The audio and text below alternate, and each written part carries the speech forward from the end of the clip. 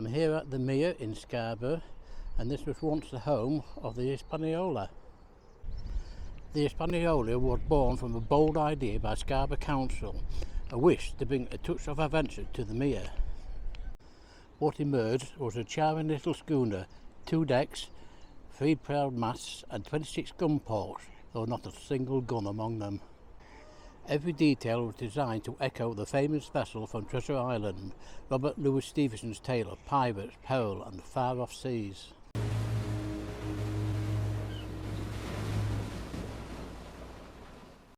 At just a quarter of the size of the real one, the Hispaniola was small, but it had reserve. Enough in fact to attract amateur filmmakers who needed a convincing ship for their own seafaring adventures. The Hispaniola made a maiden voyage at the start of the 1949 summer season, and she was an instant success. The first year alone, around 46,000 children clambered aboard, wide-eyed and excited, ready for their own taste of pirate adventure.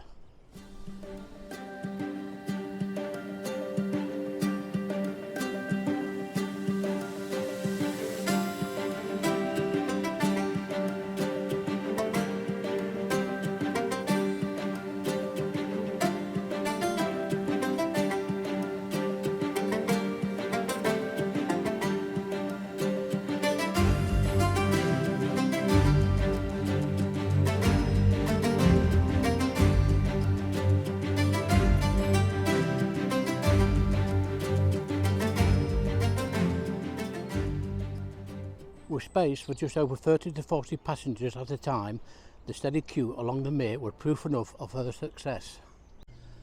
The fare was £1 in those days. By the 1970s it had risen to 1 6pence, and children could buy a small packet of sweet cigarettes. That sort of thing would raise eyebrows today, complete with a little island map printed on the back.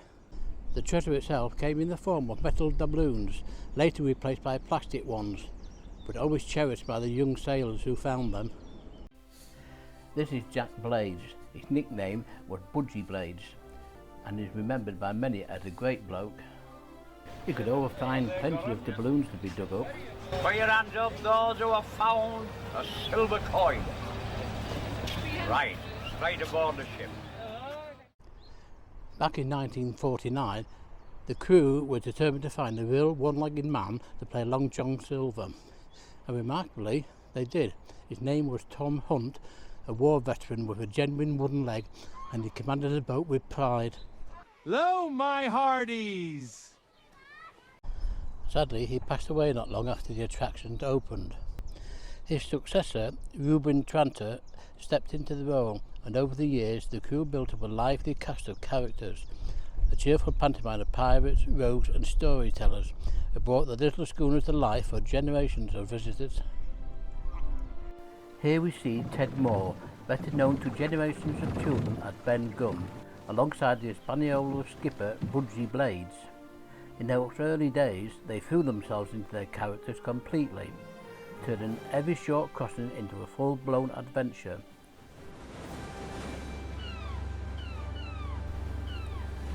For the children on board, it wasn't just a boat ride, it was Treasure Island coming to life.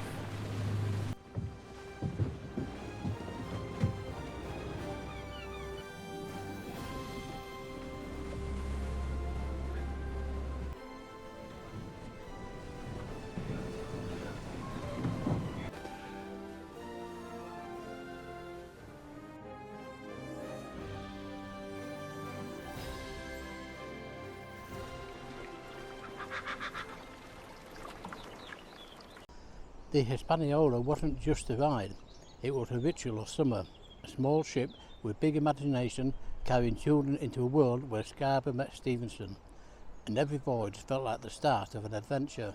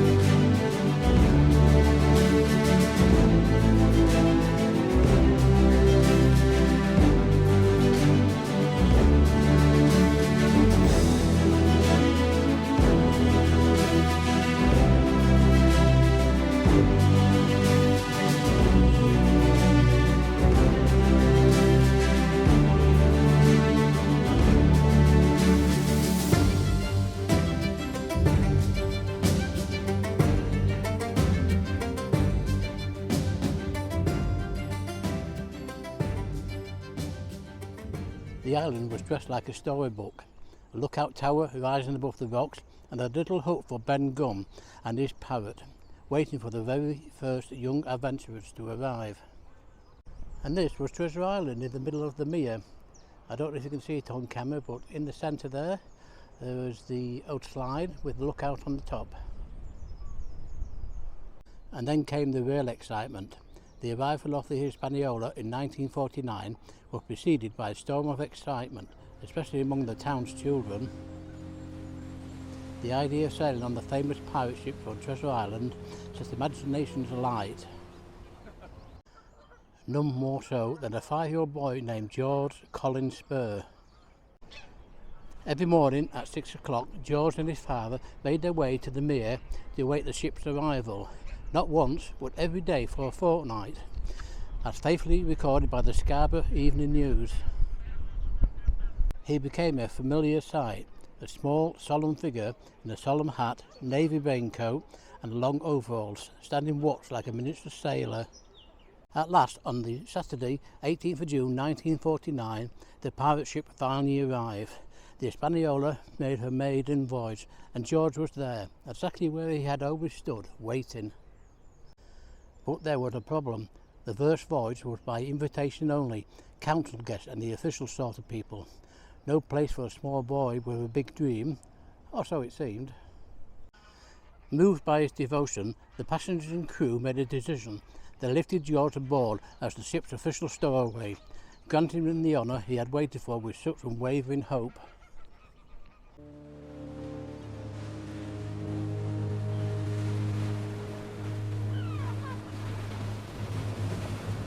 And so the first voyage to Treasure Island.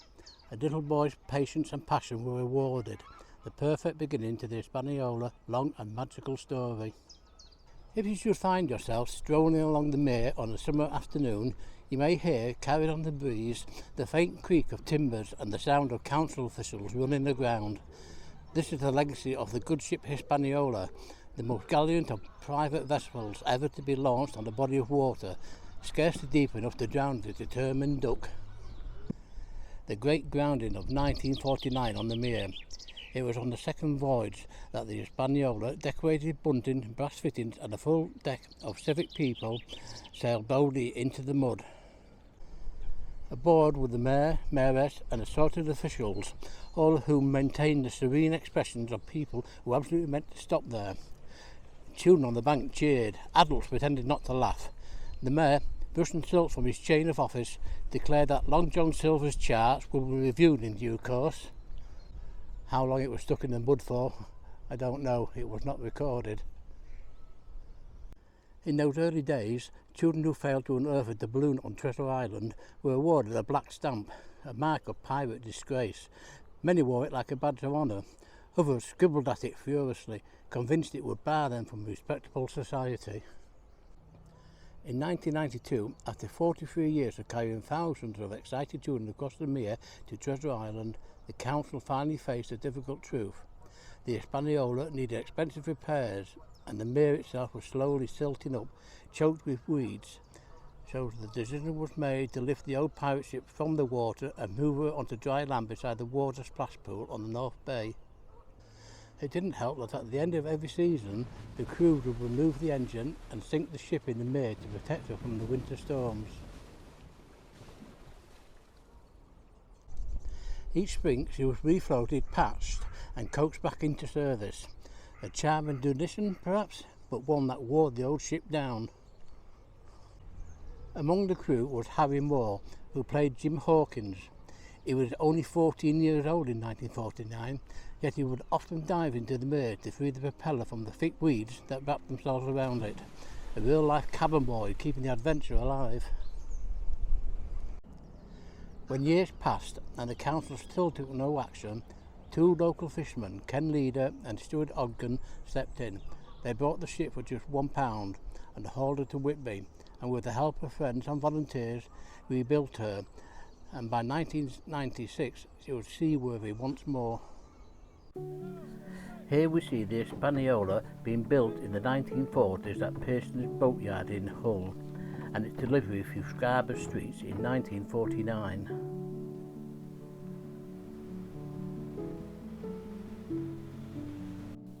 The Hispaniola was lovingly restored by Stuart Ogden and Ken Leader at Oliver's Boatyard at Whitby in 1996.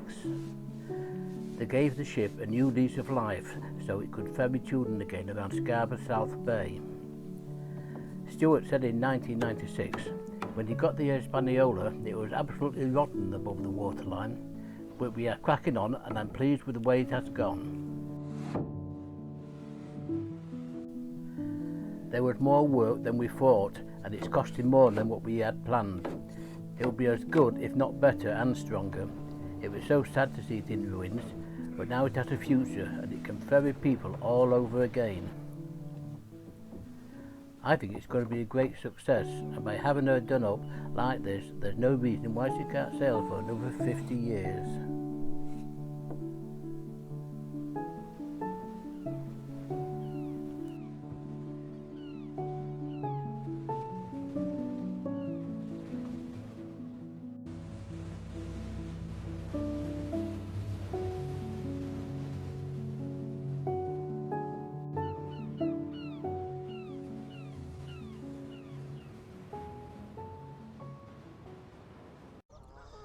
In 1997, the restored Hispaniola was relaunched at Scarborough Harbour, setting sail proudly around the South Bay, and she's still carrying excited children and adults today.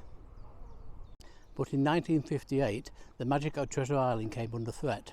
A report in the Scarborough Evening News revealed that council had decided to put the ship up for sale, barely a year after they had tried to modernise the attraction by changing the pirate names to Scar, Bow and Roar. The crew were furious. The skipper, a real one-legged man, perfect for the role of Long John Silver, was very unimpressed. He had spent years perfecting the swagger, the growl, the pirate's charm. Now the council expected him to answer to Captain Scar. It doesn't really have the same ring to it, does it? He grumbled. He continued, and poor old Ben Gunn's worse off. They call him Artful Artie now. Proper peeved he is. Once ashore on Treasure Island, the adventures continued.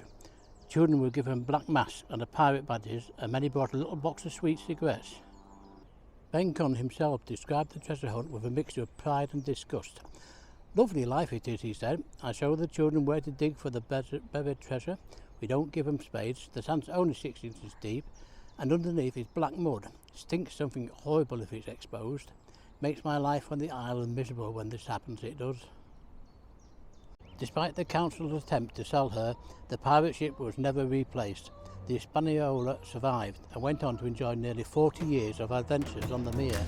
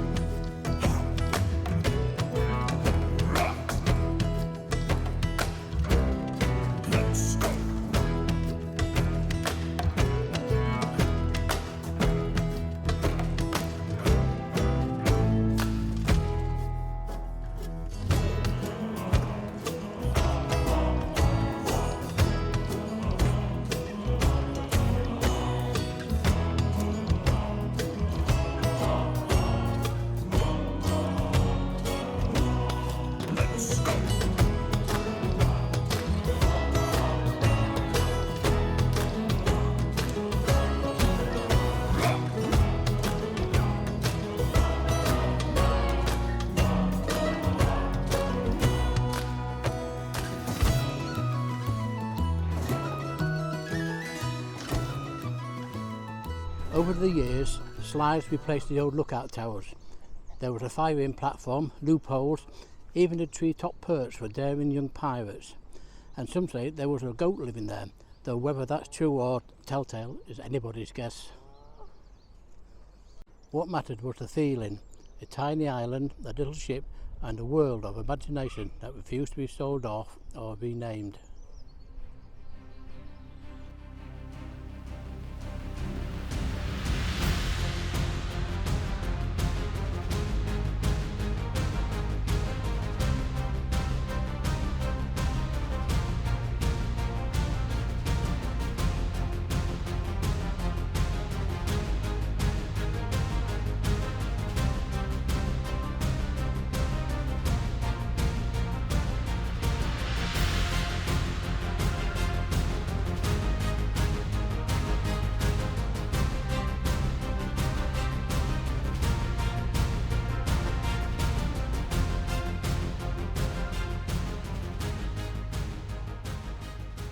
We'll now take a look at the pirate ship as it is today on the South Bay.